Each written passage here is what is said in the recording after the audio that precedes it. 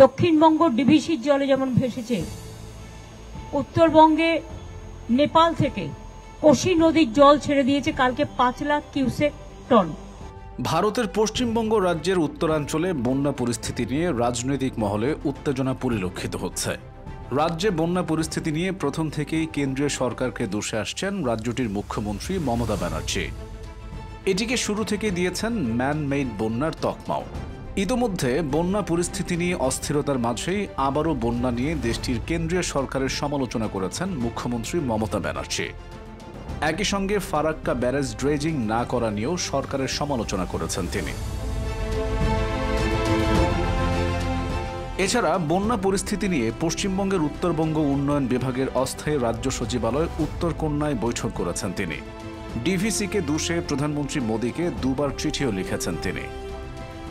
এমন অবস্থায় উত্তরবঙ্গের পরিস্থিতি খতিয়ে দেখতে গিয়ে আরও একবার কেন্দ্রীয় সরকারের সমালোচনা করে মমতা বলেছেন, দক্ষিণবঙ্গ ডিভিসির পানিতে যেমন ভেসেছে, উত্তরবঙ্গের নেপাল থেকে কোশি নদীর পানি ছেড়েছে। 5 লাখ কিউসেক টন পানি ছেড়েছে। ওই পানি বিহার হয়ে বাংলায় ঢুকছে।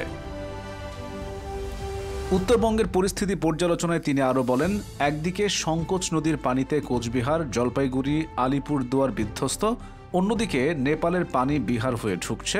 ফলে মালদহ, মুর্শিদাবাদ, দক্ষিণ দিনাজপুরের বিস্তীর্ণ অঞ্চলে প্লাবনের আশঙ্কা রয়েছে। ফারাক্কা ব্যারেজ ড্রেজিং না করায় এখন পশ্চিমবঙ্গের এই পরিস্থিতি বলেও সমালোচনা করেন মমতা।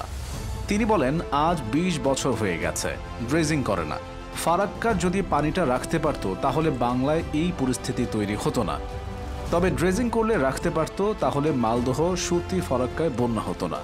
কেন্দ্রীয় সরকারের দায়িত্ব বন্যা নিয়ন্ত্রণ, সেটা তারা করেনি। ফারাক্কা ব্যারেজ দীর্ঘদিন ধরেই কেন্দ্রীয় সরকার দেখে। আগে ওরা 120 কিলোমিটার দেখভাল করত, এখন সেটা 20 কিলোমিটার দেখে, কিছুই করে না।